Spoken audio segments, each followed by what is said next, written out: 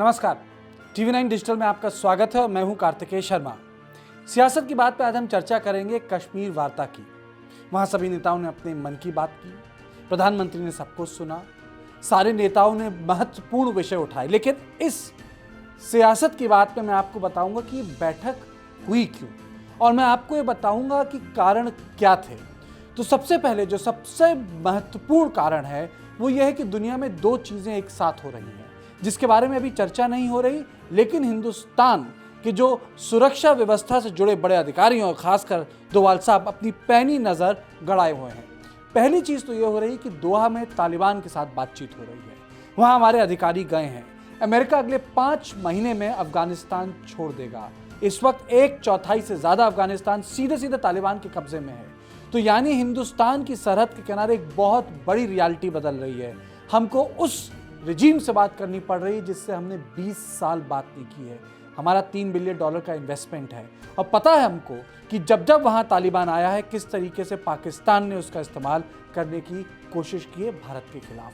तो एक ये बड़ा डेवलपमेंट हो रहा है।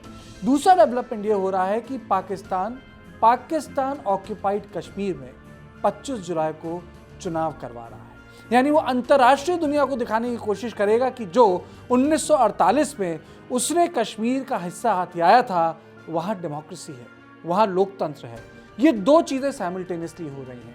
तो ये एक तरह का प्रेशर क्रिएट करने की कोशिश कर सकता है पाकिस्तान। तो ये जो इंपॉर्टेंट डेवलपमेंट है, एक कारण ये है। दूसरा कारण ये है कि कहीं ना कहीं दिल्ली को ये लग रहा है कि जो अभी तत्कालिक नेता हैं उनसे बात करना जरूरी है, क्योंकि पिछले 3 साल से ये लगातार कोशिश रही थी कि एक नई लीडरशिप उभर के आए, लेकिन वो नई लीडरशिप उस तरीके से उभरी नहीं। पंचायत के चुनाव हुए, लोग बाहर निकल के आए, पर कोई पॉलिटिकल पार्टी नहीं बन पाई।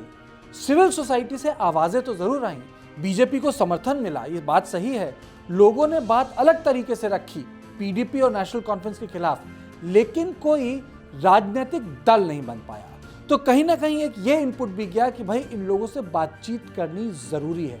लेकिन उसमें एक द्वंद्व है, और वो द्वंद्व ये है जो मुझको लगता है कि प्रधानमंत्री उसको टेस्ट भी कर रहे हैं। कोई फैसला जल्दबाजी में नहीं होगा। कोई बड़े फैसले का आप ये सोचें कि घोषणा अगले 48 घंटे में होगी, वो नहीं होगी।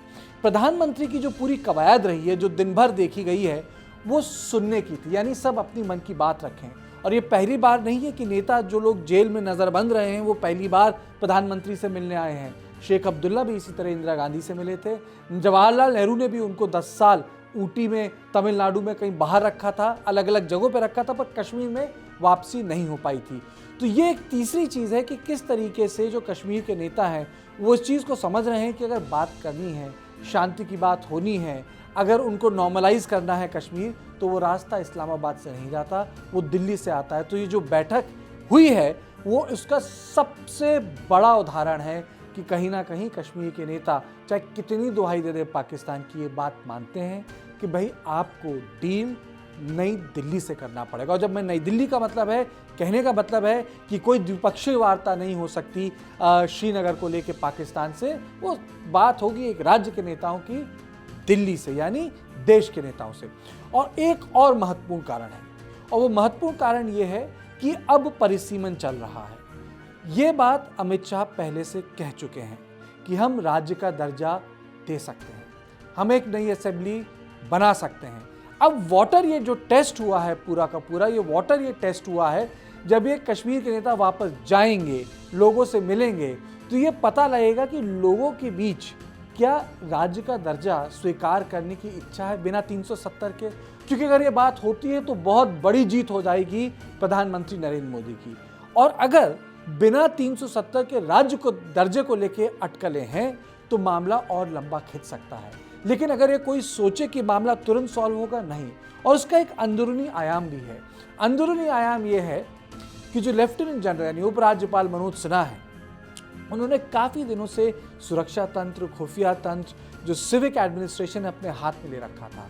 इससे बतौर पत्रकार एक चीज़ और समझ में आती है कि कहीं ना कहीं कश्मीर की प्रक्रिया में जो हमारी इंटेलिजेंस एजेंसीज हैं वो भी एक्टिव हो गई हैं। क्योंकि जो सबसे आश्चर्यजनक बात ये थी कि जब ये पूरी की पूरी बातचीत की घोषणा हुई तो पॉलिटिकल एक्टर्स को पता नहीं था, वहाँ के राजनेताओं को इसका अंदाज़ा नहीं था, वहाँ के एडमिनिस्ट्रेशन में लोगों को अंदाज़ा नहीं था। यानी कहने का मतलब है कि पूरी की पूरी कवायद ये प्राइम मिनिस्टर्स ऑफिस से हुई, जिसमें सुरक्षा सलाहकार AK डोवाल ने बहुत महत्वपूर्ण भूमिका निभाई। और अगर वो भूमिका निभा रहे हैं महत्वपूर्ण, तो उसका ये मतलब साफ होता है कि कहीं ना कहीं जो हमारा सुरक्षा और खुफिया तंत्र है उसने सिविक या सिविल एडमिनिस्ट्रेशन या आप ये कहें ऑफिस ऑफ LG को बाईपास करते हुए सीधे सीधे काम किया, सीधे सीधे अपनी सूचना गृह मंत्री और प्रधानमंत्री तक पहुंचाई। वो भी ज़रूरी काम कर रहे थे, लेकिन ये ट्रैक दोबारा से शुरू किया गया। और ये ट्रैक इसलिए शुरू किया गया कि दुनिया को ये एक संदेश दे दिया जाए कि कश्मीरी जो प्लेयर्स हैं, जो कश्मीरी लोग हैं, उनसे इंटरैक्ट करने के लिए नई दिल्ली लचीला रुख अपना रही। तो आखिर में मोटी बात यही है कि रेजोल्यूशन हाल फिलहाल में नहीं होगा, वायदे बड़े बड़े जरूर सुनने को मिलेंगे अगले 72 घंटे में, अगले 3 दिनों में, अगले 4 दिनों में। मांगे भी बड़ी बड़ी होंगी, पब्लिकली भी बोली जाएंगी, प्राइवेटली भी बोली जाएंगी, जैसे कि ये लोगों ने अपने मन की बात प्रधानमंत्री से बोली और प्रधानमंत्री ने अपनी मन की बात उनसे कही, क्योंकि विकास का भी मामला है।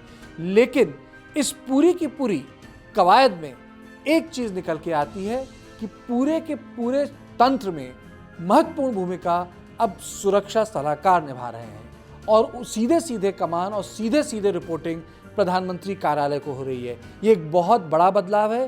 पहले 2015 और उसके बाद राम माधव, महबूबा मुफ्ती और बाकी सारे के सारे लोग उससे जुड़े थे, लेकिन अब सीधा प्रधानमंत्री कार्यालय उससे जुड़ गया है। तभी आप देखेंगे कि अमित शाह ने जिनको गुपकर गैंग बोला था, अब वो शब्द का इस्तेमाल नहीं कर रहे, अब ये शब्द गुपकर अलायंस है। कहने का मतलब है वक्त बदलता है, चीज़ें बदलती हैं और हार्ड पॉलिटिक्स में समझौता ही जिसे कहते हैं सक्सेस का रास्ता दिखाता है। तो सियासत की बात में बस इतना ही।